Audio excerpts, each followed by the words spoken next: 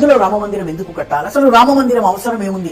ఆసుపత్రులు కావాలి, మౌలిక వసతులు కావాలి, దీనివల్ల ఉపాధి వస్తుందా, ఏమొస్తుంది, అసలు ఎందుకు ఈ అయోధ్య మందిరం అని చెప్పి అయోధ్య ఉద్యమం నడుస్తున్నంత కాలము ఈ దేశంలో ఉన్నటువంటి కుహనా మేధావులు, ఈ దేశంలో ఉన్నటువంటి కుహనా సెక్యులరిస్టులు, లెఫ్ట్ లిబరల్ ఎలిమెంట్స్ ఎవరైతే ఉన్నారో, వోక్ ఎలిమెంట్స్ ఎవరైతే ఉన్నారో, వీళ్ళు ఊదరగొట్టారు. టీవీ ఛానళ్ల దగ్గర నుంచి, మీడియా దగ్గర నుంచి, బహిరంగ సభల ప్రసంగాల దగ్గర నుంచి అన్నిటా గుడి కడితే ఏం లాభం, గుడి కడితే ఏం లాభం అని చెప్పి విమర్శించడం మొదలుపెట్టారు. చాలా పెద్ద ఎత్తున ఈ ప్రచారం సాగింది. లక్నోలో ఉన్నటువంటి ఇండియన్ ఇన్స్టిట్యూట్ ఆఫ్ మేనేజ్మెంట్ వారు economic Renaissance of Ayodhya India, A case study of Ram Mandir అనే పేరుతోటి ఒక రీసెర్చ్, డీటెయిల్డ్ రీసెర్చ్ ఎనాలిసిస్ ని చేశారు.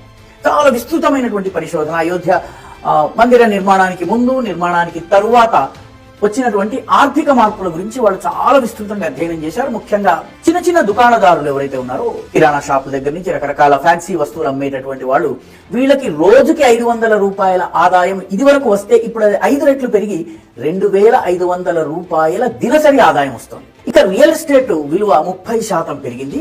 జిఎస్టీ, అయోధ్య పట్టణం నుంచి వస్తున్నటువంటి జిఎస్టీ విలువ ఎంత? మీరు ఆశ్చర్యపోతారు, 400 కోట్ల రూపాయల జిఎస్టీ వస్తుంది.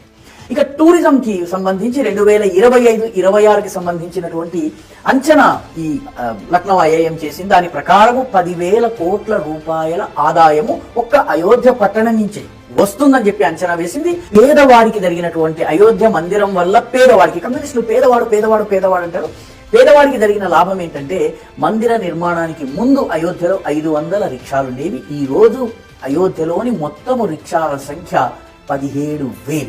బట్టల దుకాణాలు ఇదివరకు 150 ఉంటే ఇప్పుడు 500కి పెరిగినాయి. హోమ్ స్టేస్, హోటల్సే కాకుండా ఇళ్లలో వచ్చి పేయింగ్ గెస్ట్ల లాగా కొన్ని రోజుల పాటు ఉండేసేసి హోమ్ స్టేస్ అంటారు వీటిని. టూరిజం ఈ మధ్య ఇది బాగా పెరుగుతోంది. ఈ హోమ్ స్టేస్ సంఖ్య 1136 హోమ్ స్టేస్ అయోధ్యలో ఈ రోజు ఉన్నాయి. ఇంతకుముందు ఒకటి కూడా ఉండేది కాదు.